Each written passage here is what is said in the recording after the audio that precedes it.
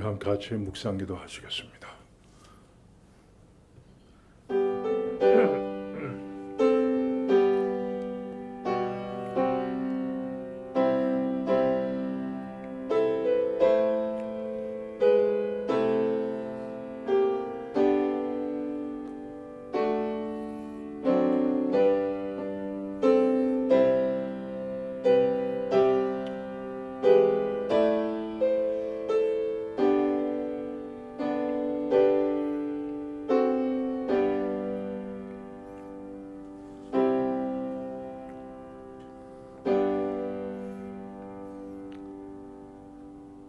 하나님 아버지, 오늘도 저희들 세상의 모든 것 다 뒤로 하고 주의 전에 나와서 하나님 앞에 예배할 수 있도록 인도해 주심을 감사드립니다. 오늘도 주시는 말씀을 통해서 우리의 인생을 향하신 하나님의 깊은 뜻을 깨닫게 하여 주시고 하나님 앞에 찬양하며 감사하는 복된 시간 되게 하여 주시옵소서. 예수님의 이름으로 기도하옵나이다. 아멘. 218장 찬송하시고 김나정 집사님 기도하시겠습니다.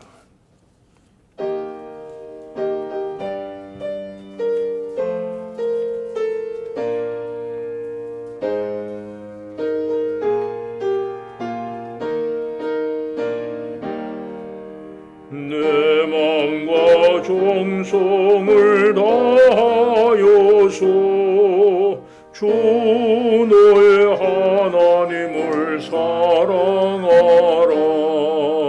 내 몸을 아끼고 사랑하려. 형제와 이웃을 사랑하라. 주께서 우리에게 명하시니 그 명령 따라서 살아가리. 널 미워해치는 원수라도 언제나 너그럽게 사랑하라. 널 핍박하는 자 위에서도 신실한 마음으로 복을 빌라. 주께서 우리에게 명하시니 그 명령 따라서 살아가리. 나 항상 주님을 멀리하고 형제를 사랑하지 못하였다. 이러한 죄인을 사랑하사 주께서 몸버려 죽으셨다.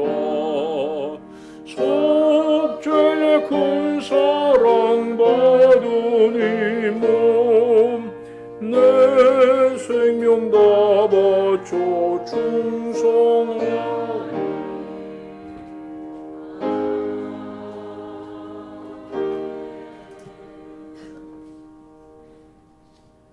참 좋으신 하나님, 오늘도 주님의 사랑과 은혜로 주님 앞에 나올 수 있었음을 고백합니다. 이 예배를 허락해 주셔서 감사합니다. 날마다 하나님을 주님이라고 부르지만 우리가 정말 주님의 사람으로 살아가고 있는지 이 시간 되돌아보게 하시니 감사합니다. 하나님을 주님이라고 부르는 우리 입술이 부끄럽지 않게 하옵소서.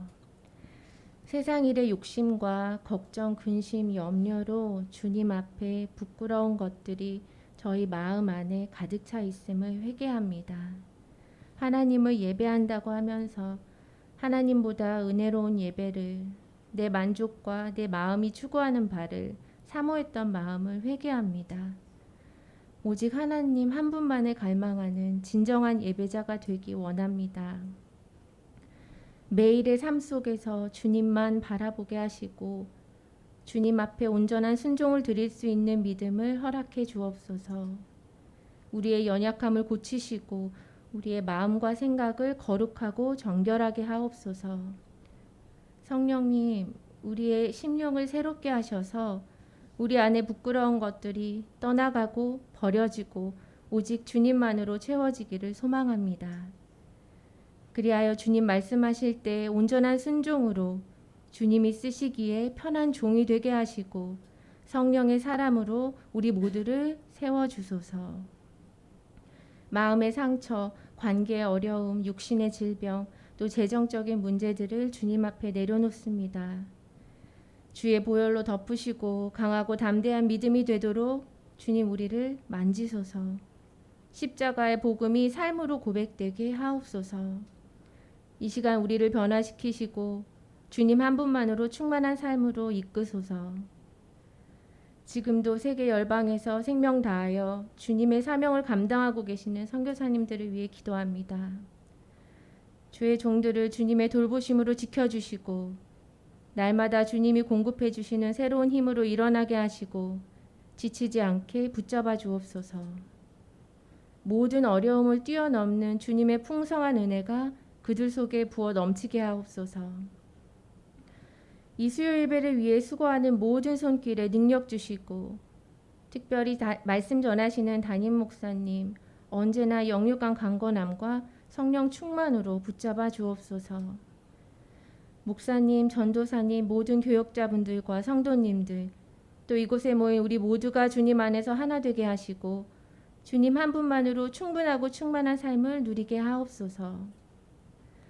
이 시간 주님의 임재 안에 굳게 서서 예배의 유익과 기쁨보다는 예배 받으시기에 합당하신 하나님께 모든 영광과 감사를 올려드립니다. 우리를 사랑하시고 구원해 주신 주님만을 소원하고 원하고 믿고 기대하며 살아계신 예수님의 이름으로 기도합니다. 아멘.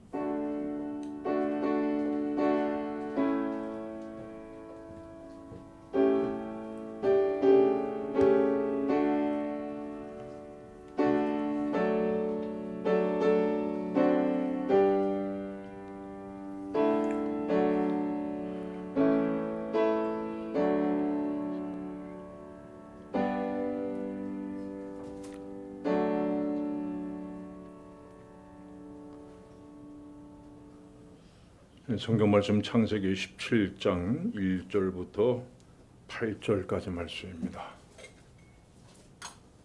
창세기 17장 1절부터 8절까지 말씀입니다.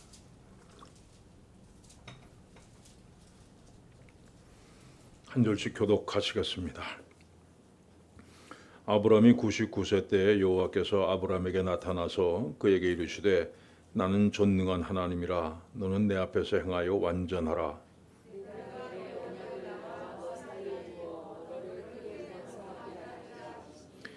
아브라함이 엎드렸더니 하나님이 또 그에게 말씀하여 이르시되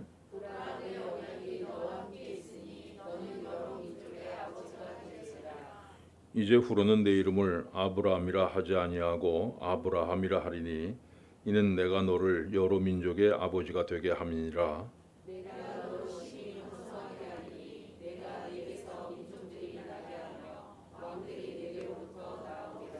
내가 내 언약을 나와 너 및 내 대대 후손 사이에 세워서 영원한 언약을 삼고 너와 내 후손의 하나님이 되리라. 내가 너와 내 후손에게 내가 고려하는 이 땅 곧 가나안 온 땅을 주어 영원한 기업이 되게 하고 나는 그들의 하나님이 되리라. 아멘. 제가 지난 월요일 날 한국에 갔다가 금요일 날 왔습니다. 왔는데 그때쯤 격리가 풀리겠지, 없어지겠지 하고선 갔다 왔는데 격리가 풀리질 않아서 월요일까지 격리더라고요. 그래서 주일날 교회는 왔는데 3층에서 예배드리고 여러분 못 만났습니다. 이제 곧 격리가 풀어져서 이제 마음껏 이제 왔다 갔다 할 날을 기대합니다. 지난 시간에 우리는 하나님과 아브라함이 대화한 내용을 살펴보았습니다. 다시 한번 되짚어 보겠습니다. 봅시다. 아브라함아 두려워하지 말라. 나는 내 상패요 너희 지극 큰 상급이니라. 하나님께서 아브라함에게 나는 내 방패고 너의 큰 상급이다 이렇게 말씀하셨어요. 근데 이 상급은 뭘 얘기하는 거라 그랬습니까? 그 자녀를 얘기하는 거라고 말씀했습니다. 그랬더니 아브라함이 이렇게 대답합니다. 주 여호와여 무엇을 내게 주시려 하나이까? 나는 자식이 없사오니 나의 상속자는 이 다메섹 사람 엘리에셀이니이다. 엘리에셀은 종입니다. 나중에 그 아브라함이 이삭의 신부를 구하러 갈 때에 그 엘리에셀을 보내서 신부를 구해오게 하죠.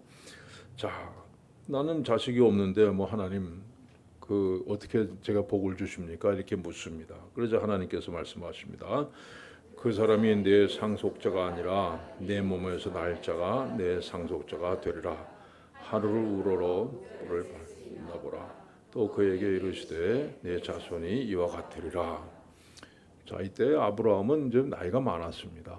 그래서 그 사라도 이미 생산할 수 있는 능력이 없고, 그런데 하나님께서 하늘을 봐라, 별이 많지 않느냐, 네 자손이 이와 같이 많아질 것이다 이렇게 말씀하십니다. 근데 아브라함이 뭐라 그럽니까? 아브라함이 여호와를 믿으니 여호와께서 이를 그의 공의로 여기시고, 믿을 수 없는 가운데 믿음을 고백합니다. 그러니까 하나님께서 너는 의롭다, 다시 말해서 믿음으로 의롭다함을 받은 첫 번째 사람이죠. 그런데 그 다음에 일어난 사건이 하나님을 크게 실망시킵니다. 봅시다. 사레가 아브라함에게 이르되 여호와께서 내 출산을 허락하지 아니하셨으니 원하건대 내 여종에게 들어가라. 내가 혹 그로 말미암아 자녀를 얻을까 하노라 하매 아브라함이 사레의 말을 들으니라. 하갈이 아브라함의 아들을 낳음에 하갈이 낳은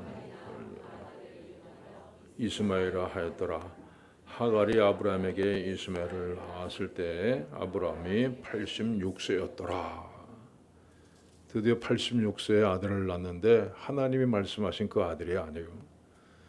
그래서 하나님께서 오늘 본문에서 처음으로 아브라함을 책망하십니다. 꾸짖으세요. 자, 근데 지난번에 아브라함이 애굽에 내려갔을 때, 기근이 들어서 애굽에 내려갔을 때는 하나님께서 아브라함을 꾸짖지 않으셨어요. 아브라함의 믿음이 거기까지밖에 되지 않았기 때문입니다. 기근에서 먹여 살리시는 하나님, 그걸 믿지 못했습니다. 전부 다 지금 뭐 기근이 들어가지고 곡물이 하나도 없는데 과연 하나님이라고 해도 나를 여기서 먹여 살릴 수 있을까? 의심이 들어서 애굽으로 내려갔습니다. 근데 하나님께서는 꾸짖음이 없습니다. 책망하지 아니하시고 오히려 그를 구출해 내셨습니다. 자, 그런데 이번에는 다르죠. 봅시다.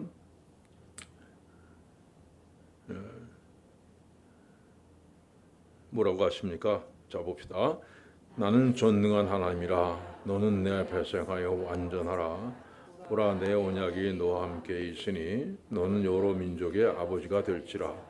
이제 후로는 내 이름을 아브라함이라 하지 아니하고 아브라함이라 하리니 이는 내가 너를 여러 민족의 아버지가 되게 하려 함이니라. 여러분, 하나님께서 아브라함에게 13년 동안 나타나지 않으셨습니다. 이때 아브라함의 심정이 어땠을까요? 자, 하나님만 믿고 내가 고향을 떠나와서 여기까지 왔는데 하나님 아무 말씀도 안 하시고 하나님께서 정말 나를 버리신 것이 아닌가, 아주 절망적인 13년을 보냅니다. 아들 이스마엘을 얻은 대신에 정말 절망적인 시간들을 보냈습니다. 근데 13년 후에 하나님께 다시 나타나셔서 뭐라고 하십니까? 나는 전능한 하나님이라. 이게 무슨 뜻입니까? 내가 왜 아이를 낳지 못한다고 그렇게 초조해하느냐? 내가 분명히 약속하지 않았느냐?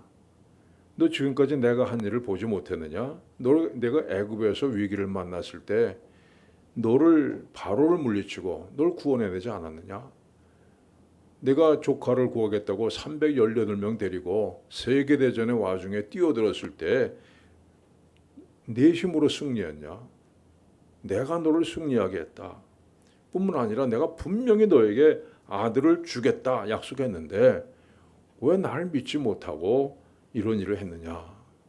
여러분 이게 전능한 하나님이라. 나는 전능한 하나님이라. 이 말씀 속에 담겨진 뜻입니다. 그래서 아브라함이 꿇어 엎드립니다. 자신의 잘못을 깨달았습니다. 그리고 하나님께서 아브람이라는 이름 대신에 아브라함이 무슨 뜻입니까? 열국의 아비다, 모든 민족의 아비, 이렇게 Father of many nations를 여러 나라들의 아버지란 뜻입니다. 근데 아브라함이라는 이름이요 두 가지 의미로 생각해 볼 수 있습니까? 첫째는요, 이건 하나님의 책망입니다. 아브라함이라는 이름이 열국의 아비인데, 근데 지금 아브라함은 어떤 상태입니까? 자식도 없습니다. 자식이 하나도 없어요. 근데 사람들이 이제 아브라함이 됐대. 그래가지고 그를 아브라함 이렇게 부릅니다. 열국의 아비, 모든 민족의 아버지라고 부릅니다.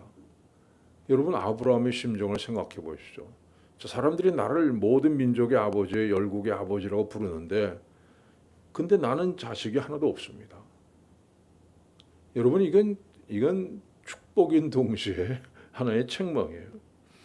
얼마나 내가 하나님의 약속을 믿지 않았으면 자식도 하나 없는 사람에게 하나님께서 열국의 아버지다, 모든 민족의 아버지라는 이름을 지어주셨겠냐 하는 겁니다.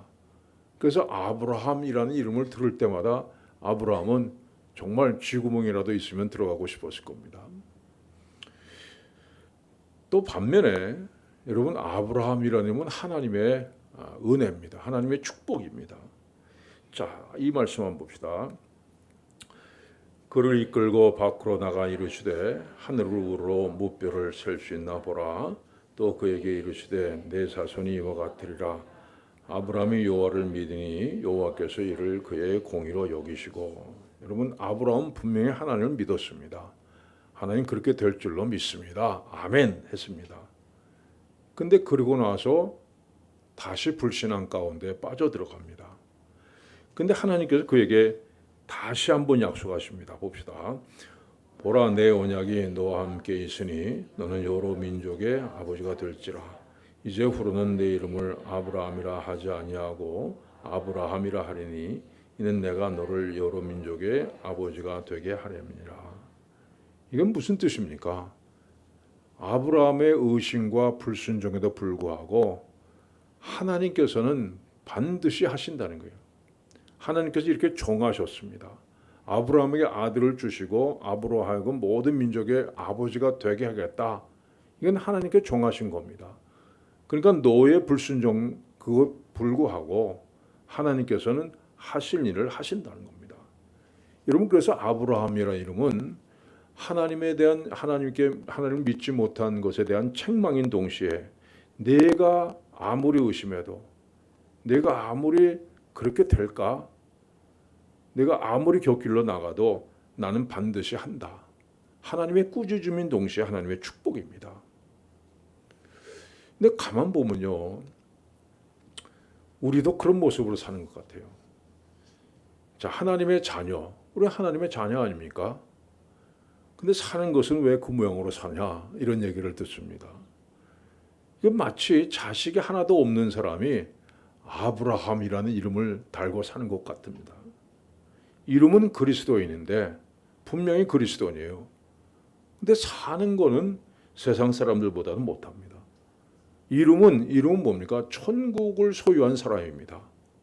그런데 그저 세상 자그마한 일 갖고 싸우고 거기에 매달려서 얼마나 부끄럽게 살아갑니까?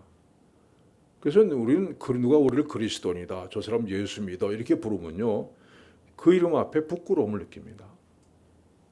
하나님의 꾸짖음으로 들립니다. 그러나 한편으로는요, 우리 부족함에도 불구하고 우리의 불신앙에도 불구하고 하나님께서 우리를 향한 구원 계획은 변함없이 계속되고 있다는 사실이에요. 내가 할 수 없다고 생각하고 내가 하나님 앞에 의심을 하고 해도 여러분 하나님께서 하십니다. 우리 믿음을 완성시키는 분은 하나님이십니다. 그래서 그리스도인이라는 이름은 하나님 그리스도인답게 살지 못하는 우리를 향한 하나님의 꾸짖음인 동시에 우리가 못하는 것을, 우리가 아무리 넘어지고 아무리 옆길로 나가고 아무리 의심해도 하나님께서 우리의 믿음의 길을 이끌어 가신다는 하나님의 축복의 이름이죠.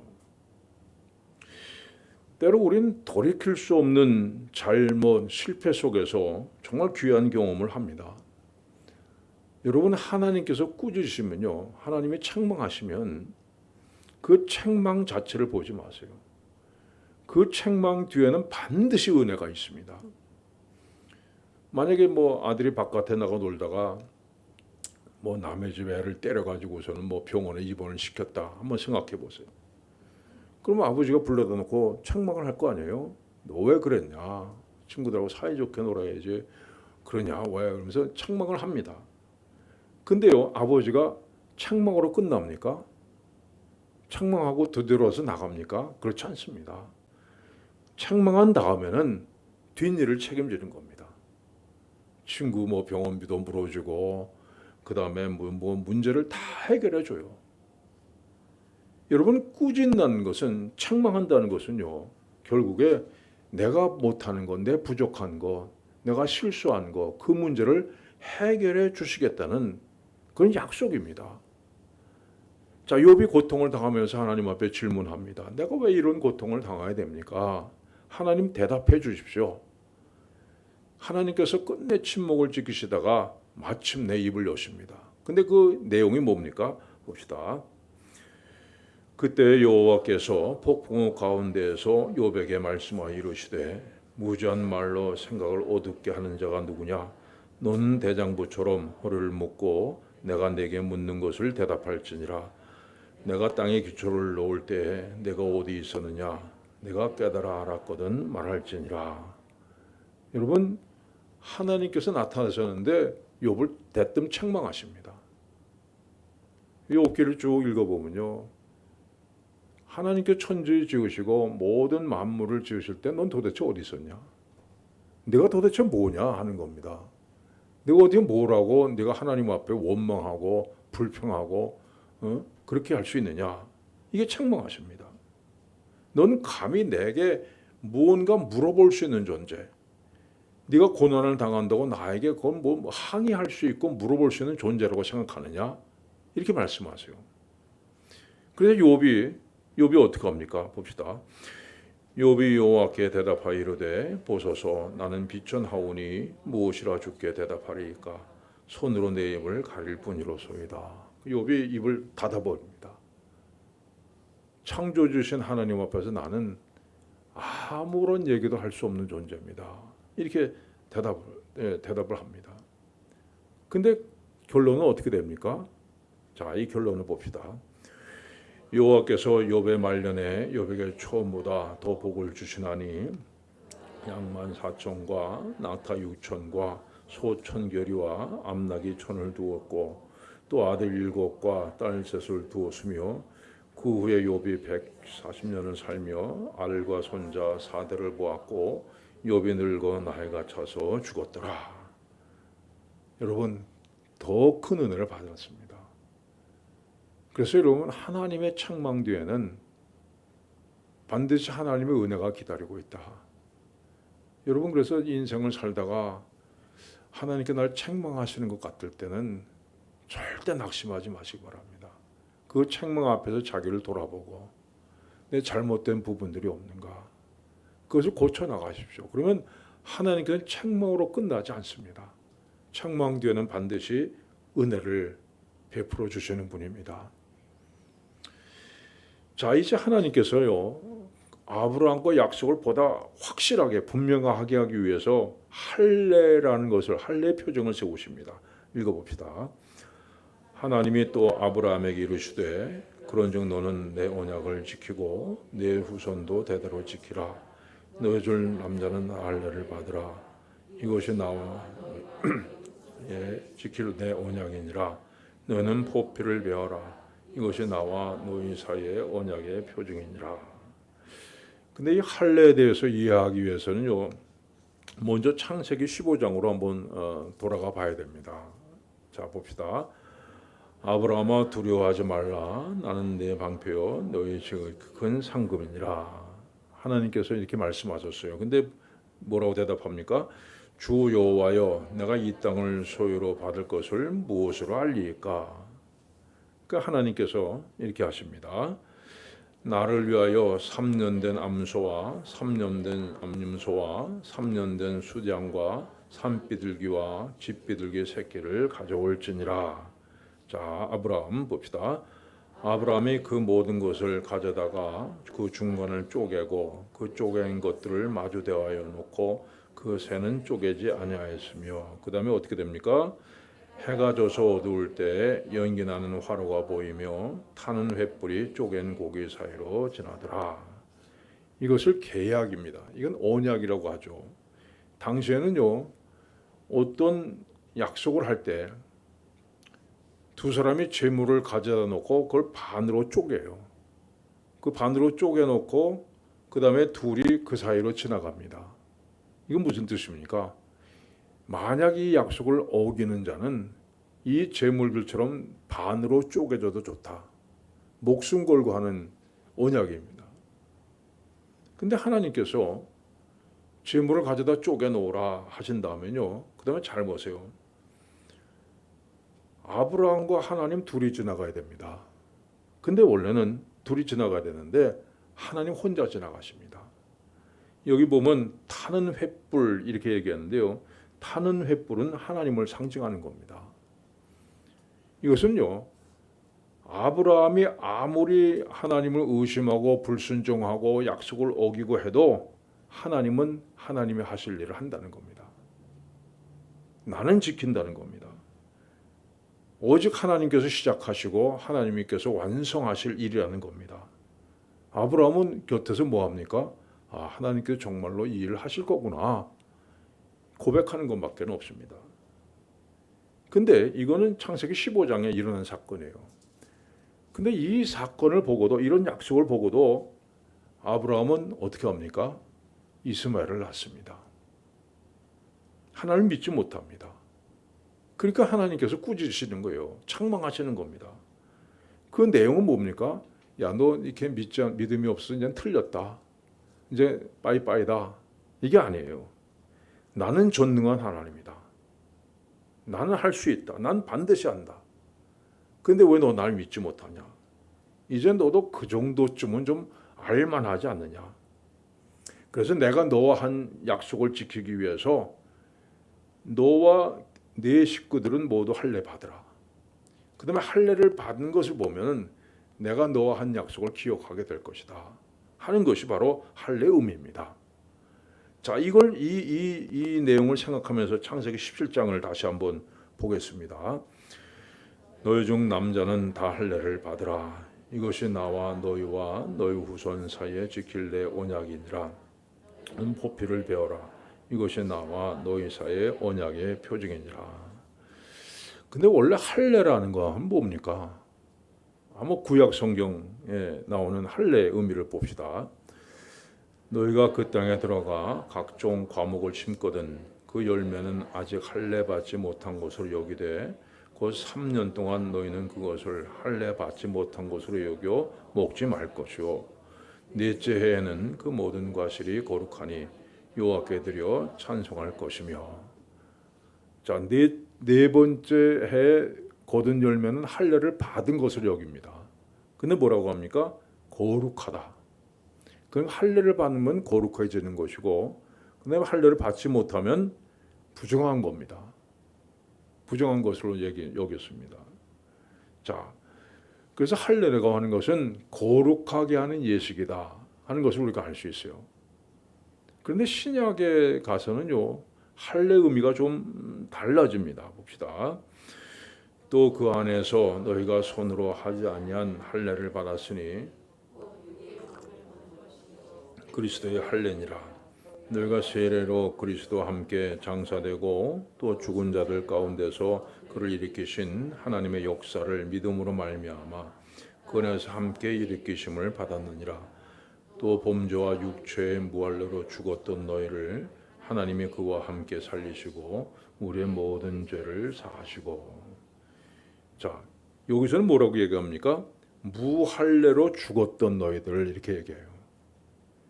근데 예수님께서 십자가에 죽으심으로 우리를 죽은 자 가운데서 일으키셨다. 이걸 할례라고 얘기합니다. 그 할례라고 하는 것은 여기서는 구원을 의미하는 겁니다. 그런데 할례의 본뜻이 뭐냐면 잘라버린다, 끊어버린다는 뜻입니다. 이건 팔을 자르거나 다리를 자른 것이 아니라 아예 죽는다는 겁니다. 이 말씀 한번 봅시다. 그는 곤욕과 신문을 당하고 끌려갔으나 그 세대 중에 누가 생각하기를 그가 살아있는 자들의 땅에서 끊어짐은 마땅히 형벌받을 내 백성의 허물 때문이라 하였으리요. 그가 살아있는 자들의 땅에서 끊어진다 얘기해요. 컷오프입니다. 이게 똑같은 단어입니다. 할례와 같은 단어예요. 그 할례는 죽는 겁니다. 누가 죽습니까? 죄로 가득 찬 내 옛사람이 죽는 것이 바로 할례의 의미입니다. 근데 보다 구체적으로요, 할례는 뭐냐면 생식기를 잘라낸다는 의미입니다. 이건 무슨 뜻입니까? 더 이상 육체적인 종족 보존의 능력을 갖지 못하게 된다는 거예요. 그걸 상징하는 겁니다. 그래서 할례를 받은 사람에게서 태어난 자식은 뭐예요? 육체적인 종족이 아니라 다른 것으로 태어난, 다른 힘으로 태어난 어떤 별개의 종족이라는 뜻입니다. 즉 세상 사람들과는 다른 하나님의 자녀로 구분되는 것을 의미하는 겁니다. 여러분, 이것이 할례의 아주 깊은 의미입니다. 우리가 착각하지 말아야 될 것이 있습니다. 여러분, 내가 실패했다고 하나님께서 실패할까요? 여러분, 나는 실패했어도요, 하나님은 실패하지 않으십니다. 우리의 구원은요, 우리가 하나님을 알지도 못한 그때부터, 하나님과 원수처럼 지내던 그때부터 하나님께서 이미 시작하신 일입니다. 여러분, 우리가 매일매일 하나님을 영원하게 합니까? 매일매일 하나님 앞에서 바로 삽니까? 실수하고 실패합니다.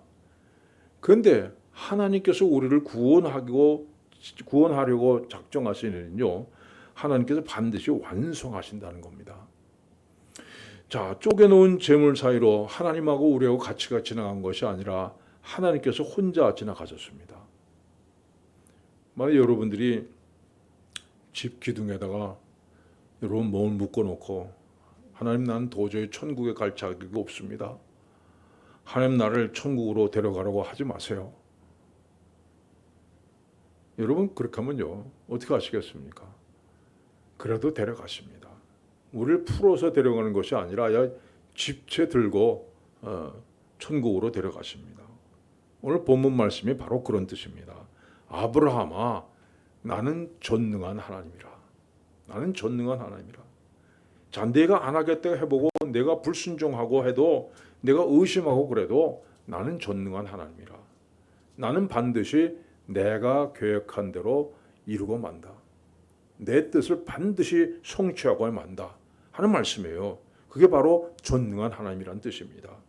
아무도 하나님의 계획, 하나님의 약속을 변경시킬 수 없다는 겁니다. 예수님께서 이렇게 말씀하셨습니다. 봅시다. 내가 너에게 이르노니 하나님이 능히 돌들로도 아브라함의 자손이 되게 하시리라. 하나님은 돌들 가지고도 아브라함의 자손이 되게 하신다 말씀하셨어요. 근데 우리 얘기 아닙니까? 정말 돌같이, 길거리에 버려진 돌같이 아무 쓸모도 없는 우리를 하나님이 선택하셨습니다. 그리고 오늘 나와서 하나님 앞에 예배하고 하나님 말씀 듣고 하나님을 찬양하고 하나님 자녀 되게 하셨어요. 근데 여러분, 하나님께서 다시 던져버리시겠습니까? 하나님께서 시작하시고 여기까지 끌고 오셨어요. 근데 여러분의 말 안 듣는다고 세상으로 나간다고 하나님 포기하셨습니까? 하나님은 우리 어떤 대가를 지불하고 우리를 얻으셨습니까? 봅시다. 자기 아들을 아끼지 아니하시고 우리 모든 사람을 위하여 내주시니가 어찌 그 아들과 함께 모든 것을 우리에게 주시지 아니하겠느냐. 여러분, 하나님께서 아들을 내어주시고 십자가에 죽기까지 하시면서 나를 구원해 내셨어요. 근데 이제 하나님께서 우리를 버리시겠냐는 겁니다. 끝까지 우리 이끌고 가시고 깨닫게 하시고 설득하시고, 그래서 우리 믿음의 길을 완성시키신다는 하나님의 약속이에요. 이게 바로 나는 전능한 하나님이라 하는 말씀의 뜻입니다. 여러분, 하나님의 이 고집과 섭리 앞에 누가 나서겠습니까? 한 가지 있다면 얼마나 매를 더 맞고 오느냐 차일 뿐 아무도 하나님의 역사를 거부할 수 없습니다. 여러분, 분명히 아세요. 내 구원은 하나님께서 시작하셨습니다. 여러분의 의지와는 상관없어요. 하나님께서 만세전에 택하시고 하나님께서 시작하셨습니다. 그리고 오늘날까지 하나님께서 이끌어 오셨습니다. 그렇다면 앞으로 어떻게 되겠습니까? 하나님께서 결국 완성해 나가실 겁니다. 여러분, 이 하나님의 인도하심 앞에 쓸데없는 고집 부리지 마시기 바랍니다. 그래봐야 얻어 터질 것밖에 없어요. 순종함으로, 기쁨과 감사함으로 믿음의 길을 힘있게 걸어가는 여러분들 되시길 바랍니다. 기도하겠습니다. 하나님께서 시작하시고 하나님께서 인도하시고 하나님께서 완성하시는 우리 믿음의 길, 하나님 감사드립니다. 우리는 연약해서 때로 넘어지고 또 세상을 사랑하는 마음에 자꾸 세상으로 빠지고 또 때로 하나님 의심하고 참 끊임없이 방황하는 우리의 믿음이지만 하나님께서 이끌어 주시고 하나님 품에 안아 주시고 하나님께서 완성시켜 나가 주신데 감사를 드립니다. 하나님 아버지, 하나님 인도하심을 순종하게 하여 주시고 하나님의 깊은 뜻을, 내 인생을 향한 깊은 뜻을 깨닫고 더 감사하며 찬양하며 살아가는 우리를 되게 하여 주시옵소서. 예수님의 이름으로 기도하옵나이다. 아멘. 261장 찬송하시고 주기도문 하심으로 마칩니다.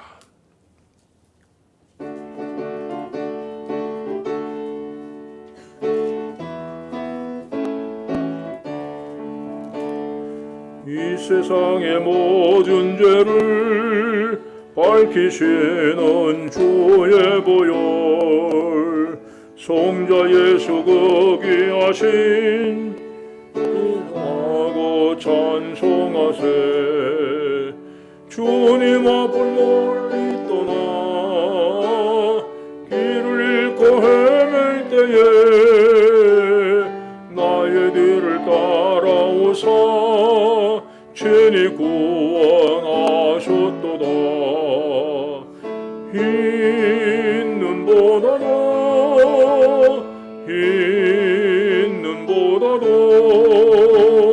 주의 흘리신 보혈로 이게 씻어 주옵소서.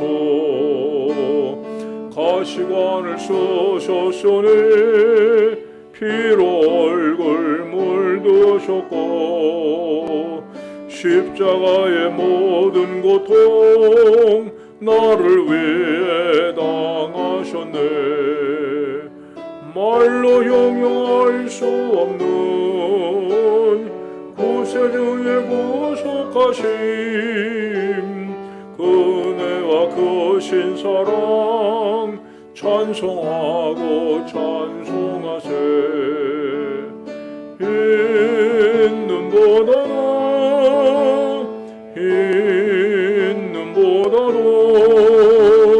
주의 흘리신 보혈로 이게 씻어 주옵소서. 아버지를 멀리 떠나 바른 길을 저버리고 여러 가지 죄악으로 추억같이 되었으니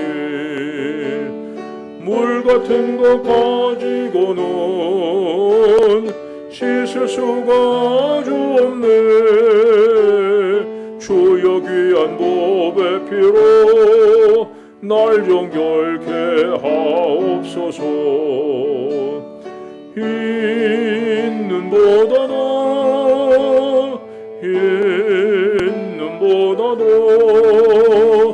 주의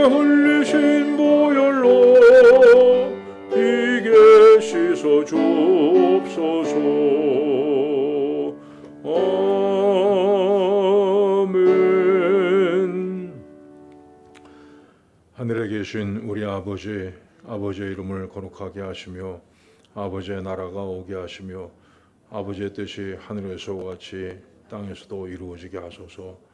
오늘 우리에게 일용할 양식을 주시고 우리가 우리에게 잘못한 사람을 용서해 준 것 같이 우리 죄를 용서해 주시고 우리를 시험에 빠지지 않게 하시고 악에서 구하소서. 나라와 권능과 영광이 영원히 아버지의 것입니다. 아멘.